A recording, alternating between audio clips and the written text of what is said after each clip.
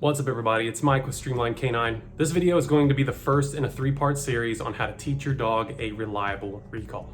And by reliable recall, what I mean is your dog will come when called pretty well anywhere and at any time. In this video, part 1, we're going to go over how to get the initial recall behavior, how to name it, and then how to test it with some very light distractions. Let's get started.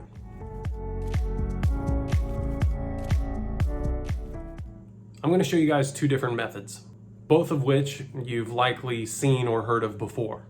So it's not going to be anything incredibly groundbreaking. But I am going to point out a few details for each of them that may make a big difference in your recall training. Because these details get overlooked by a lot of people, but they can be the difference between having a mediocre recall and a recall that you can truly rely on. These 2 methods are called luring and shaping. Let's start off with luring. If you've been around dog training any length of time, you've likely seen some form of luring before. Usually when you lure a dog, you lure them with your hands. You'll have a piece of food or a toy or something in your hand and you will move the dog around, get them in the position you want, and mark and reinforce them. For a recall, luring can be a little bit different, or at least how I like to do it is a little bit different. Instead of the lure being your hands, I like the lure to be my entire body moving away from the dog. What you're going to do is go out into your training area, a very calm, quiet, non-distracting place that's safe and the dog is comfortable in. You're going to show them that you have a piece of food, put it in front of their nose, and then move quickly backwards away from them. If the dog is motivated enough for the food, they should follow you. When they start moving towards you, mark and reinforce them. Do this over and over again. Do not say your recall phrase just yet. Right now, just focus on getting the recall behavior consistent and predictable.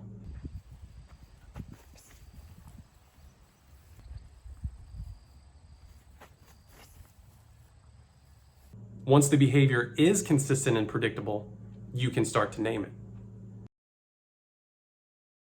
To name the recall, it's really important that you say your recall phrase or recall word or whatever sound you're going to use before you move. So what it will look like is you will give your recall command. I like to use the dog's name and then here. So in my case, Nova here. And then I will move away from the dog. So Nova here, move away from the dog. Nova here. Nova here. Nova here. It's really important that you keep those 2 things separate and they don't happen at the same time. If you do them at the same time, there's a really good chance that your dog will read your body language and won't pay any attention to your verbal command. And that'll create issues later on. So be sure that you give your recall command first and then move away from the dog. Next, you have to fade the lure. And to fade the lure, it's pretty simple. Since our lure is our movement away from our dog, what we're going to do is move less and less away from our dog with each successful repetition. So give your recall command to your dog and move away from them. If you run backwards about 7 steps and the dog successfully recalls, on the next repetition, try to do it in 6. So give the recall command, run away from the dog, this time only 6 steps backwards. If they're successful, on the next repetition, do 5, and then 4. And then 3, 2, and 1, then eventually none at all. Nova, here. Yes. Nova, here. Yes. Nova, here. Yes. Nova, here.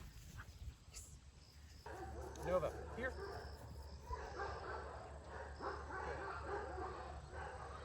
Okay. If it was conditioned correctly, the dog should now recall on the verbal command only. The second method is shaping. Shaping isn't as widely known as luring, but in my opinion, it's a lot more efficient and can be a lot more effective for the right dog. And generally speaking, at least in my experience, the more motivated your dog is, the easier shaping is and the more effective shaping is. So if you have an especially motivated dog, shaping may be a good option for you. With shaping, you're not going to help the dog in any way. You're not going to give them any physical cues at all. You're going to let them figure it out for themselves. And that's part of why it's especially effective for really motivated dogs, or it works better for more motivated dogs, I should say. What you're going to do is go out into your training area, calm, quiet, non-distracting place that the dog is comfortable in and it's safe, and just go out into that field, go out into that place with a treat pouch on or have some food nearby and ignore the dog. And you're just going to wait for them to turn and move towards you. When they do, mark and reinforce them.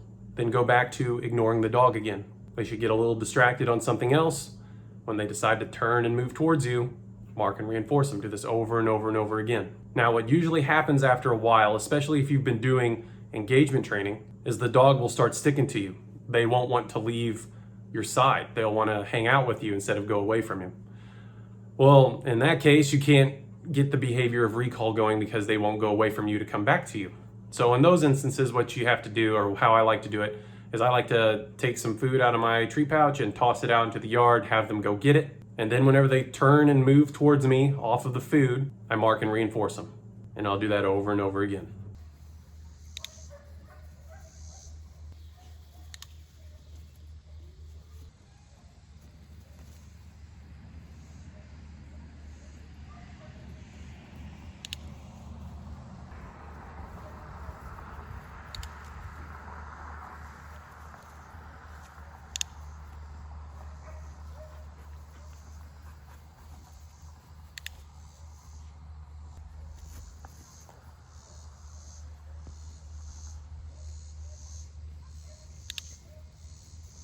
Once that behavior of turning and moving towards you is consistent and predictable, then you can start naming it. To do this with shaping, all you have to do is give your recall command just before they turn and move towards you. It's okay if it happens pretty much at the same time, but the sweet spot is right before they do. And do this for many, many repetitions.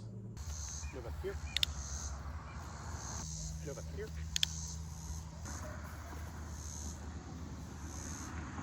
Go back here. Go back here. All we're trying to do here is pair that phrase with that action. But because we didn't give any physical cues, like we did with luring, we don't have to fade that help. We don't have to fade the lure. And we don't have to worry about any overshadowing. Next, we need to go over our terminal behaviors, or our finishers, or our finishing behavior, whatever you want to call it. I've heard it called a million different things, but essentially what it is the behavior you want your dog to do after they recall. Do you want them to sit? Do you want them to go to a heel position next to you? What you choose is entirely up to you. It's all about personal preference. To add a finish, you just need your dog to know the behavior you want ahead of time. And then you give them that command at the end of their recall. So for example, if you want your dog to sit in front of you, you give them the recall command. And then whenever they get all the way to you, give them the sit command. Then mark and reinforce them. Go back here. Sit. Okay. Go back here. Sit. Okay. Nova, here. Sit. Okay. Do this over and over and over again. And what will happen eventually is the dog will chain together the sit with the recall. And the dog will sit at the end of the recall all on their own.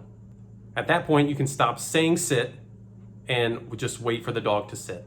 When they do, mark and reinforce them. And now the sit is a part of the entire recall behavior. Nova, here. Okay. Nova, here. Okay. Once the finish you've chosen is very clearly a part of their recall behavior, you can start adding duration to that finish. You just have them hold that position for longer and longer periods of time before you mark and reinforce them. Or you can use a continuation marker to keep them in position, and then release them with the standard release command. Nova, here. Nova, here. Okay. Nova, here.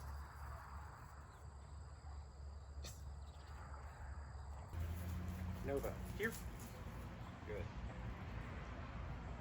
Good. Good. Nova, here. Good. Good.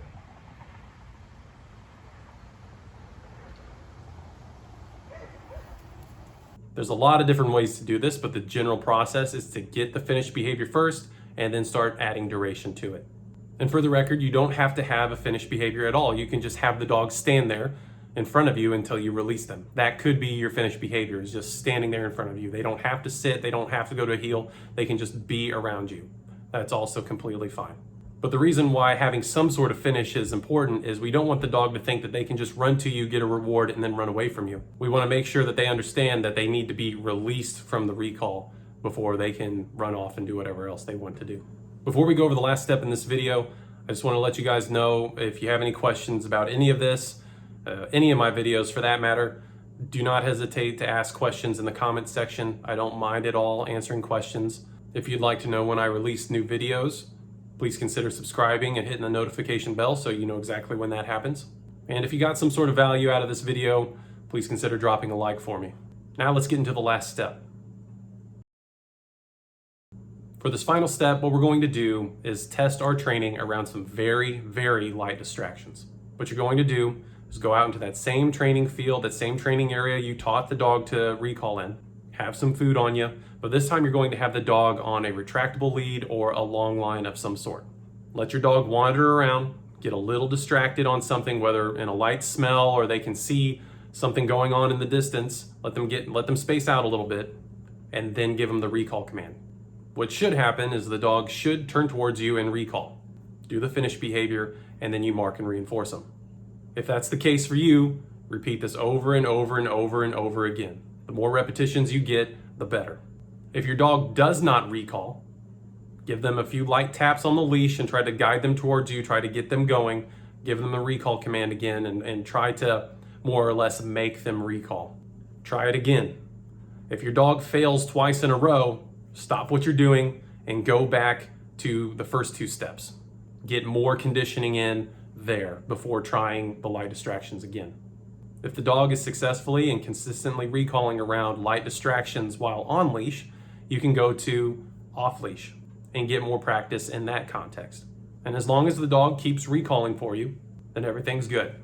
If they start to regress and ignore your recall, then put them back on the lead and make sure that you make them recall with some light taps on the leash.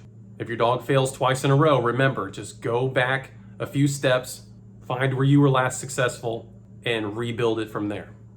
In parts 2 and 3, we'll be layering on more intense and realistic distractions. So it's really important that your dog can consistently recall around very light distractions. Because if they can't recall around light distractions, there's no way in hell they're going to recall around more intense ones. All right, guys, that's it for this video. I hope it's been helpful. I hope you got something out of it. Don't hesitate to ask questions in the comment section if you have any. Good luck with your training, have fun with it, and I'll see you in the next one.